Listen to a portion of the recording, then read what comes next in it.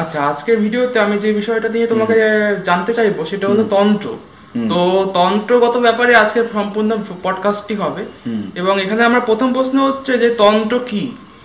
তন্ত্র হচ্ছে একটা সাধনার নাম, মানে মাকে বা ঈশ্বরকে পাওয়ার একটা সাধন যে প্রণালী, যেরকম যোগ সাধনা, যোগ প্রণালী, তেমনি হচ্ছে তন্ত্র মতে সাধনা করে। কারণ কলিযুগে তন্ত্র হচ্ছে মানে সব থেকে সহজতম পথ, আবার মানে সব থেকে সহজতম এবং মানে তার মধ্যে অনেক ভাগ উপভাগ আছে। তন্ত্র হচ্ছে এক কথায় বলতে গেলে ঈশ্বর লাভ, মানে আত্মজ্ঞান লাভ বা মায়ের চরণ পাওয়ার একটা সাধন পদ্ধতির নাম হচ্ছে তন্ত্র, এক কথা। আর যদি এটাকে একটু ব্যাখ্যা করি তাহলে তন্ত্র সাধনাটা কি, দেহ মন এবং আত্মাকে এক করে যে মায়ের চরণে নিজেরকে সমর্পণ করাকে বলা হচ্ছে তন্ত্র সাধনা।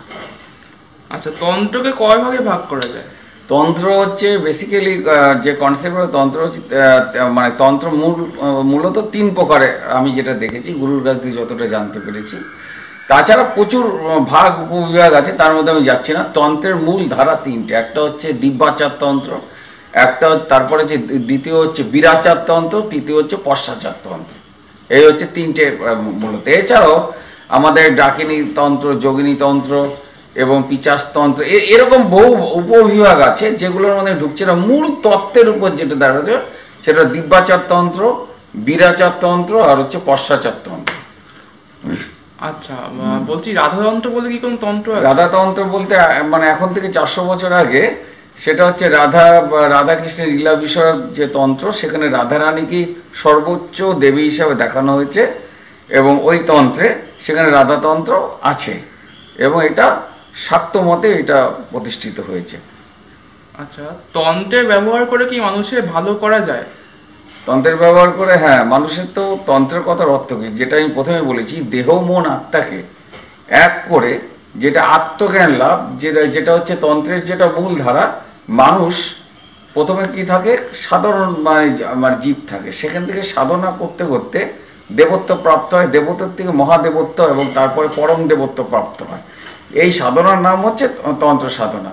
তা যখন মানুষ দেবত্বের পথে উত্তীর্ণ হয় তখন তার শক্তি মানে আমাদের মানুষের উপকারের জন্য নিশ্চয়ই কাজে লাগানো যায় এবং নানাভাবে কাজে লাগানো যায়। একে তো নিজে জীব থেকে শিবত্ব প্রাপ্তির দিকে এগিয়ে যায়, এটাও কুলকুণ্ডলীর ব্যাপার আছে এখানে। যে কোনো সাধনায় কুলকুণ্ডলীর ওই ওই ওই কনসেপ্টের মধ্যে দিয়ে যেতে হবে। তা মানে সেখানে জীবত্বর থেকে, মানে সাধারণ জীব থেকে, সাধারণ নরক থেকে মহামানব বা মহামানবী কিংবা শিবত্ব প্রাপ্তির যে পথ, তা শিবত্ব প্রাপ্তির পথে গেলে তার যে রেডিয়েন্ট পাওয়ার, তার যে ভাইব্রেশন, সেটা সমাজ এবং কি বলবো মানুষের উপকারের জন্য, জীব জন্তু মানুষ প্রত্যেকের উপকারের জন্য কাজে লাগানো, 100 বার লাগানো যায়। তোমার তন্ত্রের পথে কি ঈশ্বরের দর্শন সম্ভব? হ্যাঁ, 100 বার তন্ত্রের পথে ঈশ্বর দর্শন মানে সম্ভব। এবং সেটা আমি একটু বলে দিই ভেঙে। তন্ত্রের যে দিব্যাচার তন্ত্র আছে, দিব্যাচার তন্ত্র কীরকম, সেখানে উপাচারের প্রয়োজন নেই। মানে মানে এটাকে অনেকটা হচ্ছে কি, নিজের মনকে নিজের যে আমাদের শরীরে যে 6টা রিপু এবং ইন্দ্রিয়গুলোর উপর বেস করে নিজের মনকে, মানে নিজের দেহটাকে, মানে এটা গুরুমুখী বিদ্যা, তো আমি বোঝানোর চেষ্টা করছি। নিজের দেহটাকে মানে নিজের এই দেহটাকে সব কল্পনা করে তার উপর সেই মানে মনের উপর, মানে সমস্ত রিপুর উপর মনকে প্রতিষ্ঠিত করে আত্মাকে সাক্ষী গোপাল রেখে যে সাধনা করা হয় সেটা দিব্যাচার মতো। এখানে উপাচারের প্রয়োজন নেই। এখানে হচ্ছে গুরুর কৃপায়, বারে বারে বলছি, গুরুর কৃপায় মনই সব হয়েছে। এটা করলে দিব্যা, এখানে কোনো উপাচারের প্রয়োজন নেই। এটা হচ্ছে কুলকুণ্ডে যেরকম মূলাধার, স্বাধিষ্ঠান, তারপর হচ্ছে মণিপুর, তারপর অনাহুত, এইভাবে চক্র ভেদ করে, সব সাধনাই চক্র ভেদেরই সাধনা, কিন্তু এটা হচ্ছে উপাচার করে দিব্যাচার মতে এই সাধনা করে তখন কি হচ্ছে, মানুষ আমাদের যে আজ্ঞা চক্র ভেদ করে সহস্রসারের আবার করে 3টে পার্ট আছে, ওইখানে গিয়ে কি হয় মানে শিবত্ব প্রাপ্তর পথে এগিয়ে যাও।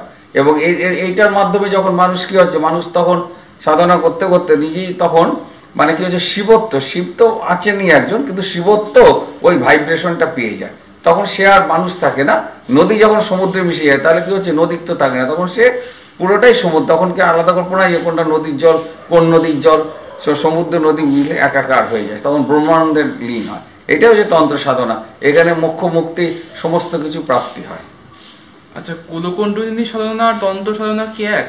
একই তো। তার কারণ হচ্ছে কুলকুণ্ডলিনী সাধনা, তন্ত্র সাধনায় কি বলেছি, দেহ মন আত্মাকে এক করে যেটা মায়ের চরণ পাওয়া বা ঈশ্বর পাওয়া বা শিবত্ব প্রাপ্তি হচ্ছে সাধনা, সেইগুলো হচ্ছে মানে মেনলি হচ্ছে যে ওই কুলকুণ্ডলী ভেদ করে যেতে হবে। কেননা আমাদের সিস্টেমটা শরীরের মধ্যে দিয়েছে ইরা পিঙ্গলা সুষুম্না, মানে গঙ্গা যমুনা সরস্বতী, মানে মানে মূল হচ্ছে সুষুম্না নারী এবং তার দুপাশে রয়েছে ইরা পিঙ্গলার মানে গঙ্গা যমুনা, মানে এই তিনটে করে কি হচ্ছে আমাদের ওই সাধন তত্ত্বে এগোতে এগোতে কি হচ্ছে যে যখন আমাদের ওই আজ্ঞা চক্র ভেদ করে যখন সহস্রসারের যখন মানে কি বলবো শক্তি পৌঁছালো, কুলকুণ্ডলী জাগরিত হলো, তখন দেখা যাবে সে যে মতে সাধনা করেছে মানে যত মত মানে কি হচ্ছে ওই পথ দিয়ে যেতে হবে, ওইটাই পথ।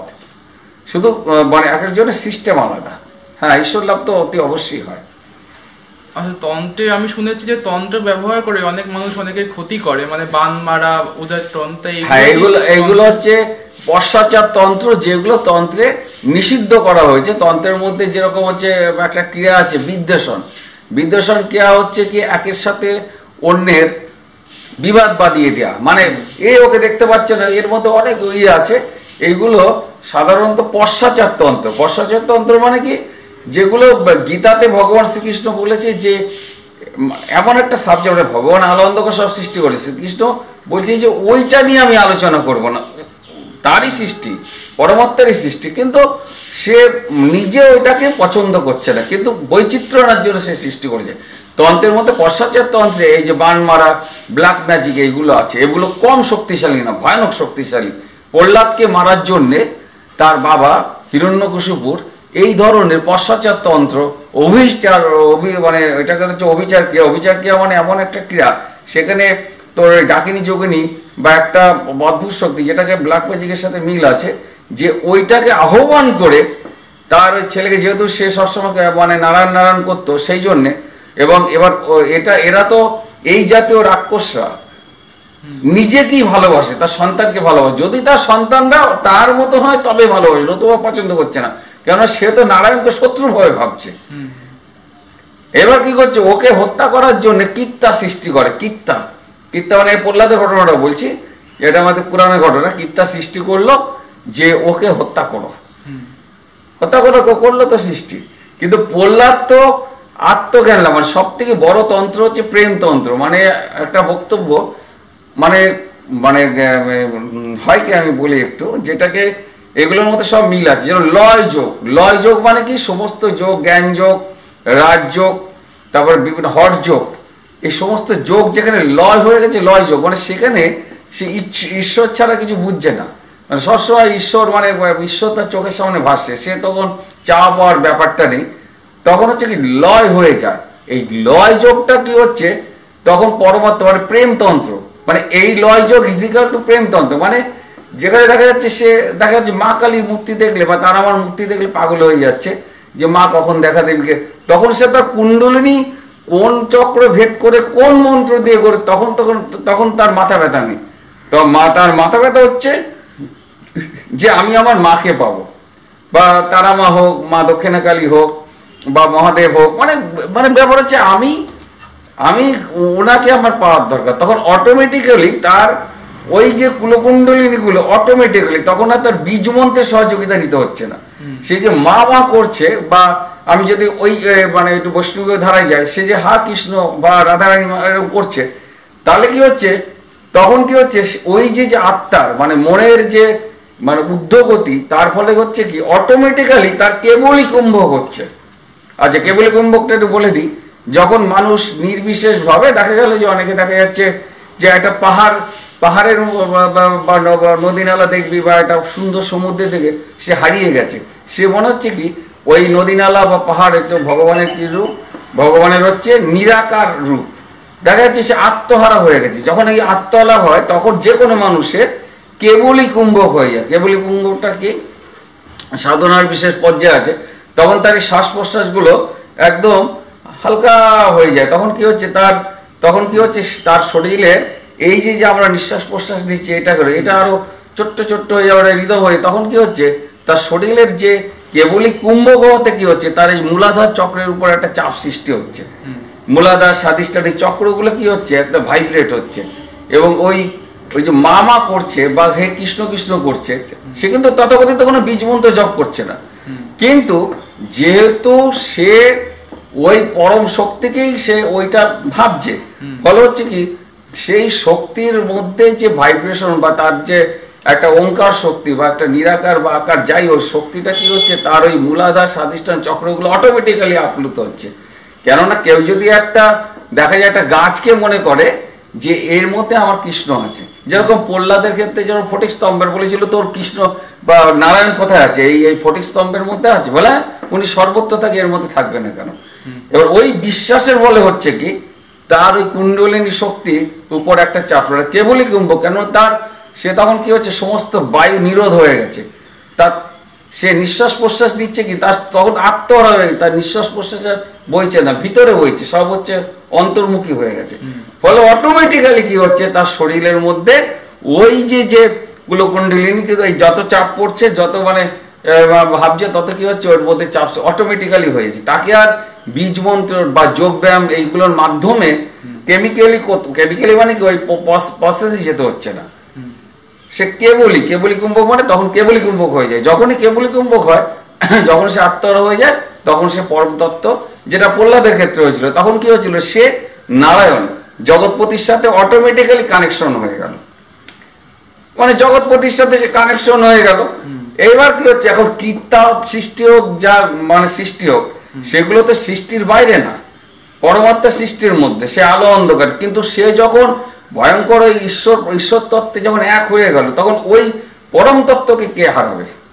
তখন কি হচ্ছে কীর্তা কি হচ্ছে পরমাত্মার ওই দিব্য প্রভাবে এই যে ওই যে হিরণ্যকশিপুর যে দিব্য শক্তি মানে মানে ই করেছিল তার ওই রাক্ষসদের মাধ্যমে, এবার তারা কি হলো, তারা তখন মানে উদ্যত হয়েছিল, মানে ওখানে তো প্রহ্লাদকে কিছুই করতে পারলো না, কেন প্রহ্লাদকে একবার মানে আগুনের সে আগুনে ফেলা হয়েছিল, কিন্তু প্রহ্লাদের কিছু হয়নি, কেননা যে কেবলই কুম্ভক মানে ব্যাপার হচ্ছে যে পরমাত্মার সাথে লিঙ্ক হয়ে গেছে, তার মানে কি তার হচ্ছে তার সৃষ্টি যত রকম তার শুভ অশুভ সৃষ্টি সবকিছু কি হচ্ছে উনি প্রোটেক্টেড হয়ে গেছে, কারণ উনি তো তখন সে হয়ে গেছে, নদী সমুদ্রে মিশে গেছে, তার মানে কি তখন তো সে নদী নেই, সে তো সমুদ্রই হয়ে গেছে। তো সমুদ্রকে কোন জল দিয়ে সমুদ্রকে ডোবাবে, সে তো মহাসাগর হয়ে গেছে, ওকে ডোবাবে কি করে, ও তো স্বয়ং সে হয়ে গেছে, ওই মুহূর্তে সে পরম তত্ত্বে লীন হয়ে গেছে। কে এখানে নারায়ণ, কে এখানে প্রহ্লাদ, কি হচ্ছে সে ভাবতে তার অন্তর দেহ মন আত্মা সমস্ত ওই মহাশক্তি তেলে, ফলে হচ্ছে কি যত কীর্তা ছেড়েছে সবই ওটা রিটার্ন করে গেল, যারা ছেড়েছিল তাদের মারতে, কেন ওদের নিয়ম আছে যে তুমি আমাকে ছাড়লে বটে, কিন্তু ওদের আমি হত্যা যদি না করতে পারি তাহলে কি হবে, তাহলে ওই জিনিস তাকে হত্যা করে দিয়ে চলে যাবে, এবং ওই ক্ষেত্রে তাই হয়েছিল। কিন্তু প্রহ্লাদ আত্মজ্ঞান বা ব্রহ্মজ্ঞান বা কি বলবো প্রেম জ্ঞানের মানে জগতে দুটো জিনিস আছে, প্রেমতন্ত্র মানে প্রেমতন্ত্র ঈশ্বরীয় প্রেম যখন নিবিড় হয় সেটা হচ্ছে সর্বোচ্চ তন্ত্র, তার মানে কি ওখানে কোনো সিস্টেমের দরকার নেই, ওখানে বীজ মন্ত্রেরও মানে গুরুত্ব দরকার আছে। ওই গুরু একটা বীজ মন্ত্র দেয়, যেরকম ধ্রুব সাধনার সময় একটা জিনিস দেখা গেছিল, যখন সাধনা করে মানে মানে মানে ভয়ঙ্কর যে সাধনা করেছিল, তাতে লাস্টের দিকে নারায়ণ বলেছিল যে ওর সাধনা তো তীব্র সাধনা, কিন্তু তুমি মন্ত্র না দিলে ওই সিস্টেমটা আসছে না, কতগুলো জগতে সিস্টেম আছে। তখন নারদ মন্ত্র দেওয়ার পরে ধ্রুব পরমাত্মার দর্শন পায়, ওই ধ্রুবলোক যেটা আমরা পুরাণ মতে পাই। কিন্তু ওই যে মানে ওই যে প্রেমতন্ত্র বা প্রেম যোগ, এই যেটা রাধাকৃষ্ণের প্রেম মানে যেটা তন্ত্র বলা হচ্ছে, সেখানে কিন্তু কোনো সিস্টেম ব্যাপার নেই যে এতবার আমার জপ করতে হবে, অতবার আমার ওই ন্যাস করতে হবে, অতবার প্রাণায়াম করতে হবে, অতবার হঠযোগ করতে হবে, অতবার যে ওই যে শ্বাস প্রশ্বাস মানে এতটা ধর আমি 5 বার শ্বাস নিলাম, 8 বার ব্রেনে ধরে রাখলাম, 7 বার একবার ছাড়লে, এরকম একটা সিস্টেম রিদম আছে। কিন্তু ওখানে সব রিদম হারিয়ে গেছে, ওখানে কোনো সিস্টেম নেই যে আমাকে ওখানে বজ্রাসন করতে হবে বা আমাকে মৎস্য আসন করতে হবে শরীরে ফিটনেসের জন্য, কিন্তু ওখানে কি হচ্ছে একদম ডাইরেক্ট পরমাত্মার সাথে কানেকশন হবে। তবে এটা খুব রেয়ারেস্ট অফ দ্য রেয়ারেস্ট, যখন এটা হয় মানে প্রেম তত্ত্ব, প্রেম যোগ বা ওইদিকে লয় যোগ বলা হয়, এইগুলো হচ্ছে একটা অদ্ভুত কানেকশন, মানে সব করিয়ে নিচ্ছে আমাকে কেমিক্যালি ওই এতক্ষণ জব করতে হবে, অতক্ষণ ওটা কি হচ্ছে অলরেডি তার মানে হীরা পিঙ্গল সুষম সর্বদা অহরহ তার অটোমেটিক্যালি জব হচ্ছে, ঘুমের মতো দেখা যাচ্ছে, আমি অনেককে দেখেছি ঘুমের মতো তার বীজ মন্ত্র অটোমেটিক্যালি জব হচ্ছে, তাকে আর আলাদা করে জব করতে হচ্ছে। এটা অদ্ভুত অদ্ভুত করছে, মানে এই জায়গাটা পৌঁছে গেলে, হ্যাঁ যাই হোক যেটা বলছিলাম, সে যখন সে ওই কীর্তা যখন পারলো না, তখন কীর্তারা ওদেরকে মানে যারা এটা ছেড়েছিল হিরণ্যকশিপুর নির্দেশে, তখন তাদেরই হত্যা করার জন্য উদ্যত হয়। প্রহ্লাদ তখন বলছে যে এরা তো রাজাদেশে করেছে, প্রভু এদের তুমি রক্ষা করো। তার মানে প্রহ্লাদের মন আত্মা মানে কত উচ্চ স্তরে, এটা হচ্ছে সর্বোচ্চ সাধনা। এখানে এ সাধনা মানে ঈশ্বর, মানে ঈশ্বর আর ভগবান ভক্ত সব মানে নদী সমুদ্র সব মিলেমিশে একাকার হয়ে গেছে, এটা হচ্ছে অতি উচ্চ স্তরের সাধনা। এখানে কোনো সিস্টেম, তবে ওই যে যেটা বললাম কুলকুণ্ডলির ব্যাপারটা, কুলকুণ্ডলী অটোমেটিক্যালি তাদের ভেদ হয়ে গেছে ওই কেবলি কুম্ভকের মাধ্যমে। যখন একটা জিনিস নির্দিষ্ট মানে চিন্তা করা হয় তখন কেবলি কুম্ভক হয়। কেবলি কুম্ভক আমি ধর ভাবছি লোকনাথ বাবার কথা ভাবছি, ভাবতে ভাবতে দেখা গেল যে ভাবতে ভাবতে এত আত্মহারা হয়ে গেছি, তখন হচ্ছে কি লোকনাথ বাবার যে ওই ব্রহ্মজ্ঞানী ওনার যে আত্মা, ওনার যে মহান আত্মা, তখন কি হচ্ছে আমার ফোকাস করছে, এবং ওনার মধ্যে 33 কোটি দেবদেবী, একজন ব্রহ্মজ্ঞানী মানে টোটাল সমস্ত ব্রহ্মাণ্ডকে এটা নিয়ন্ত্রণ করে, ফলে ঈশ্বরীয় শক্তি ওখানে ভায়া হয়ে মানে গুরু রূপে ওইখানে আমাদের শরীর। তখন কি হচ্ছে ওই যে আমার কতটা ন্যাস করতে হবে, কতটা প্রাণ করতে হবে, কতটা ধর এই মুদ্রা করতে হবে, যে আঙুলের যে মুদ্রা আছে মানে ওইগুলো একটা সিস্টেম। কিন্তু ওদের হচ্ছে অটোমেটিক্যালি আমি দেখেছি অনেকে জব করতে করতে অদ্ভুতভাবে মুদ্রা হতে শুরু করেছে, অনেকে জাম খাচ্ছে, এরকম মোটা মোটা মানে নরনারী দেখা যাচ্ছে যে নাম করতে করতে মানে জাম খেয়ে খেয়ে শরীর মানে কেবলি কুম্ভ শরীর মানে মাটির থেকে এরকম মানে উত্থিত হচ্ছে, উত্থিত হয়ে আবার হচ্ছে, মানে একটা অদ্ভুত, কখনো হাসছে মানে এটা, এবং সাত্ত্বিকী বিকারও হয়, যেরকম কেউ হয়তো কাঁদছে, কেউ নাচছে, কেউ আনন্দে হাসছে, বা গায়ের লোমগুলো খারাপ হয়ে যাচ্ছে, ওটা এটা হচ্ছে মানে এই যেরকম রাধাতন্ত্রের মধ্যে বা বৈষ্ণবীয় ধারায় দেখা যায়, তেমনি আবার ধর ওই যে তন্ত্র মতে মানে এইগুলো দেখা যায়। তারপরে ধর আত্মহারা হয়ে মানে মানুষ নির্বিয়ে দেখা গেল যে আমি আকাশের দিকে তাকিয়ে আছি, পাহাড়ের দিকে তাকিয়ে, আমার সামনে দিয়ে পরিচিত লোক চলে গেল, আমি খেয়াল করলাম, কারণ আমার চোখ ওইদিকে, কিন্তু মন হচ্ছে কোথায় যেন হারিয়ে গেছে। এই যে যখন ঈশ্বরীয় কথা হয় তখন কি হচ্ছে তার আর ওই সিস্টেম মেনে যে এতক্ষণ হলাসন করবো, এতক্ষণ এগুলোর তো উপকারিতা আছে আমি মানছি, কিন্তু যারা ওই পরম তত্ত্বে শুধু হা কৃষ্ণ করছে, হে মা করছে, তারা আমার দেখা দাও, তাদের কি হচ্ছে তাদের অটোমেটিক্যালি মহাশক্তি সব করে নিচ্ছে, অটোমেটিক্যালি মুদ্রা হচ্ছে, অটোমেটিক্যালি সব সৃষ্টি হচ্ছে, তাদের আর নতুন করে কিছু নির্দিষ্ট নিয়ম মেনে করতে হচ্ছে না। এইটাকেই বলা হচ্ছে প্রেমতন্ত্র বা প্রেম যোগ। এই জায়গাটি হচ্ছে আসল, কেন এই জায়গাটা গেলে পতনের ভয় নেই। অন্য অন্য জায়গায় একটা অসুবিধা কি, যখন শক্তি লাভ হলো তখন একটা অহংকার সৃষ্টি হয়, কিন্তু যেখানে দাস ভাবে যখন থাকে তখন আর অহংকার সৃষ্টি হয় না, তখন মানে তখন ঈশ্বরের হয়, এইগুলোর হারার ভয় থাকে না সাধারণত। এই হচ্ছে মোটামুটি শক্তির খেলা। কেননা আমি যদি আত্মহারা হয়ে যাই তাহলে যে ওই যে নির্বিকল্প, যেটা বলে নির্বিকল্প সমাধির দুটো ভাগ আছে, নির্বিকল্প সমাধি আর একটা সবিকল্প। হ্যাঁ, নির্বিকল্প মানে দেহের থেকে আত্মা বেরিয়ে গিয়ে বিভিন্ন জায়গায় পৌঁছে, আর সবিকল্প ঈশ্বরের সাথে মিশে আছে, এখানেও কিছুটা মানে টাচ আছে, ওখানেও কিছুটা আছে, মানে ওই যে ভাবটা তখন কি ক্রিয়াযোগের মাধ্যমে মানে গুপ্তকের যোগ, ক্রিয়াযোগ অটোমেটিক্যালি ক্রিয়াযোগ হয়, ফলে হচ্ছে কি সে নিজেই একটা মানে আস্তে আস্তে কি বলো দেবত্ব উত্তীর্ণ হয়। এটা একটা অদ্ভুত কনসেপ্ট, এবং এর মাধ্যমে তো বহু মানুষের উপকার, নিজের জন্য উপকার হয়, কারণ আমি 10 তলে উঠতে পারলে আরেকজনকে তো আমি 9 তলায় তুলতেই পারি। আচ্ছা, আমার পরবর্তী প্রশ্ন হচ্ছে, তন্ত্র ব্যবহার করে যে বিভিন্ন শক্তির জাগ্রত করে অন্যের ক্ষতি করা হয়, এক্ষেত্রে যে কর্মফলটা সৃষ্টি হয় সেটা কি ওই শক্তি নেয় নাকি ওই যে ব্যক্তি করে সে না? যে ব্যক্তি করে বা মানে যে করে বা কেউ যদি কাউকে দিয়ে করায় তাহলে দুজনকে নিতে হয়, শক্তি নেবে কেন? শক্তি তো নির্বিকার, সে সবকিছুর মধ্যেই আছে। সে তো মানে মা রূপে বলিস বা কৃষ্ণ রূপে বলিস বা যে ওঙ্কার রূপে বলিস, নিরাকার রূপে, যে যত মত পদ্ধতি আমি বলছি, যে সে তো নির্বিকার, সে তো সমস্ত শক্তির আধার। তোমাকে জ্ঞান, বিবেক, বুদ্ধি, ভাবনা সব দিয়েছে, তুমি ওগুলোকে মিস ইউজ করলে তোমাকে সে নেবে না, সে কখনোই নেবে না, নিতে পারে না, নেয় না। আচ্ছা, আমার পরবর্তী প্রশ্ন হচ্ছে সাধারণ পুজো আর তন্ত্রগত পুজোর মধ্যে কি কোনো পার্থক্য আছে? অ্যাকচুয়াল হচ্ছে তন্ত্রগত পুজো হচ্ছে একটা মানে পদ্ধতিগত পার্থক্য আছে, কিন্তু ফললাভগুলো আন্তরিকতা, প্রেম, যেটা প্রথমে বলেছিলাম, প্রেম আন্তরিকতা যদি প্রবল হয় তখন কি হচ্ছে, বলা হয় যে সমস্ত তন্ত্র বা সমস্ত যোগ, সমস্ত সাধনার মূল প্রেমে গিয়ে লীন হয়েছে। যদি তার আন্তরিকতা প্রেম থাকে তাহলে অ্যাকচুয়াল মানে ওই অর্থে মানে ধর তুই এখান থেকে মানে কি বলবো, তুই দিল্লি যাবি, সে দিল্লি তুই ট্রেনে যেতে পারিস, বাসে যেতে পারিস, প্লেনে যেতে পারিস, সেই দিল্লিতেই তুই পৌঁছাসিস।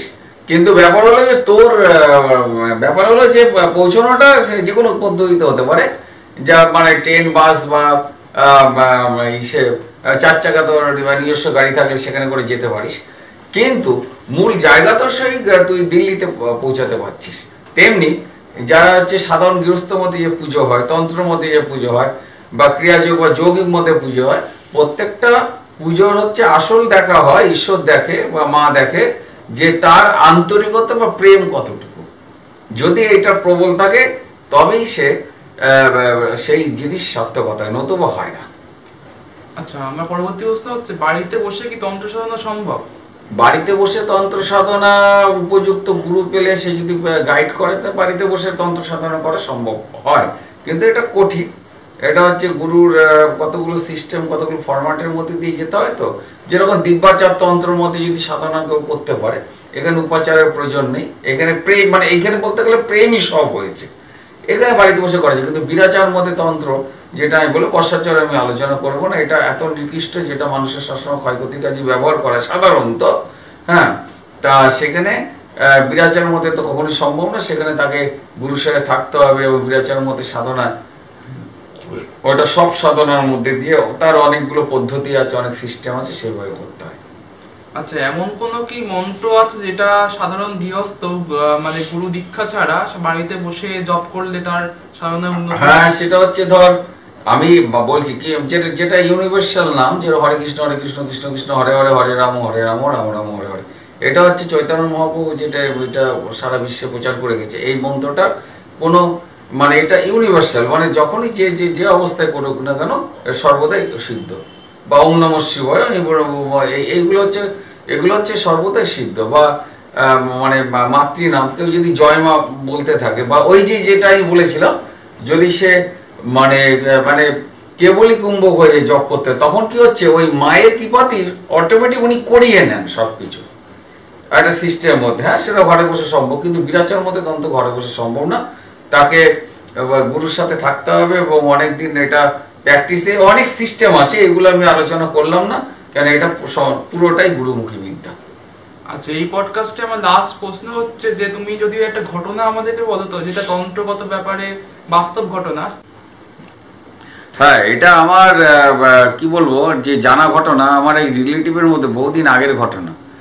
মানে ওদের ওই রিলেটিভ, আমি নামটা বলছি না, কেননা ওগুলো কিছু অনেক যা অসুবিধা থাকে। মূল ঘটনায় আমি যাই, সেটা হচ্ছে তার মানে 2 ছেলে।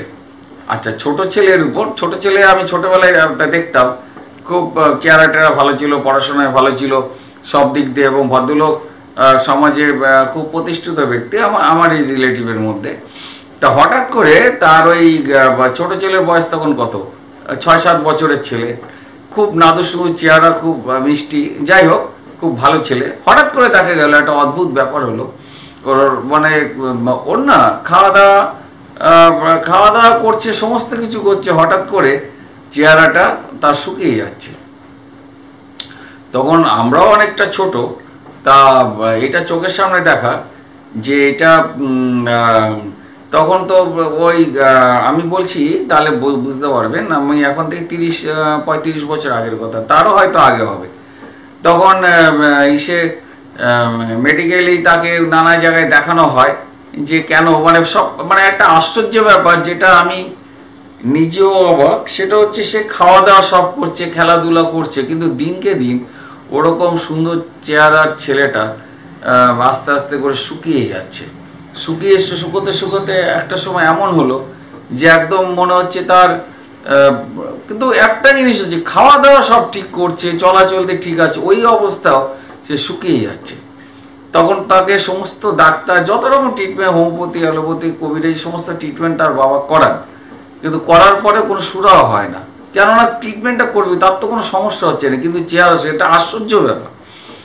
তারপরে আমি যেটা দেখলাম, এটা তখন আমার এতটা ভাবনা ছিল না, কিন্তু তখন ওই যেটা হলো একজন কবিরাজের কাছে নিয়ে যাওয়া হয়, যারা স্পিরিচুয়াল তখন সেই কবিরাজ বলে, কবিরাজ বলতে মানে উনি আধ্যাত্মিক লাইনের লোক ছিলেন, ভদ্রলোক, খুবই পাওয়ারফুল লোক এবং একজন সিদ্ধ পুরুষ ছিলেন। উনি বললেন যে একে এটা, আমি শুনে না অবাক হয়ে গেলাম, মানে এটা যেহেতু আমি ভদ্রলোক, আমি পরে শুনলাম যে ওকে এমন মানে একটা বান মারা বলেন, এই বান মারার ব্যাপারটা হয়েছে একটা টিকটিকির উপর বেস করে এটা করা হয়েছে। এই টিকটিকিটা শুকাতে শুকাতে ওই টিকটিকিটাও মারা যাবে, এই ছেলেটিও শুকাতে শুকাতে মারা যাবে, কিন্তু কোনো ব্যাধি ধরা পড়বে না। চিন্তা করুন তো কি অবস্থা। তখন ওই যে বাচ্চা ছেলেটিকে উনি এক গ্লাস জল দিল, বললো যে এই জলটা এমনি সাধারণ জল, বললো আপনি একটু জল দিল মানে কি, বললো যে আপনি একটা বোতলে জল ভরে নিয়ে আসেন। তখন তো ফিল্টার এই সমস্ত ছিল না, এমনি টিউবকলের জল পাম্প দিয়ে ওকে দেওয়া হলো। বললো যে জলটা যদি মিষ্টি লাগে তাহলে বুঝতে হবে যে সাংঘাতিকভাবে পশ্চাচার মতে তন্ত্রক্রিয়া হয়েছে, যেটা ব্ল্যাক ম্যাজিক বা এই জাতীয় কোনো কিছু। এবং সেই ছেলেটা জল খেয়ে বলছে যে কি মিষ্টি, মনে হচ্ছে চিনি ফেল। তখন বললো যে করা হয়েছে, ঠিক আছে। উনি বললো, উনি কিছু জড়িবুটি দিলেন, উনি যতটা আমার এখন খেয়াল আছে, আর কয়েকটা ওনার পদ্ধতিগতভাবে উনি কিছু জিনিস দিলেন। তারপরে 1 মাসের মধ্যে সেই ছেলেটি পূর্ণ সুস্থ হয়ে যায়, এখন সে ভালোই আছে, কোনো অসুবিধা নেই। এই একটা পশ্চাচার তন্ত্রের মধ্যে আমি দেখেছিলাম এরকম, মানে একটা দেখে মানে কি, তার পরবর্তীকালে তো কত দেখছি তার ইহত্যা নেই, মানে হ্যাঁ, তাদের দৈব শক্তির মাধ্যমে এই মানে উনি একজন সিদ্ধ পুরুষ, মানে উনি একজন তন্ত্র সিদ্ধ ছিলেন, যার জন্যে ওই পশ্চাচার মতে যিনি নানা রকম ভূতবিহার সিদ্ধ ছিল, তার শক্তিকে ওভারকাম করে। কেননা এই শক্তি হচ্ছে যেটা পশ্চাচার মধ্যে, যেটা আমি আলোচনা মানে করতে আমি দ্বিধাবোধ করছি, যে এটা খুব নিম্ন স্তরের তন্ত্র সাধনা, যেগুলো পয়সার জন্য মানুষের ক্ষয়ক্ষতির জন্য করা হয়। তাই যাই হোক, তা ওই তো সেই বাচ্চা ছেলেটি, মানে আমার যে আত্মীয় যে ছেলেটা, সুস্থ, এখন দিব্যি সুস্থ, তারপরে তো তার কোনো আর অসুবিধা হয়নি। এটা একটা আশ্চর্য ব্যাপার, আমি বহুদিন আগের একটা ঘটনা বললাম।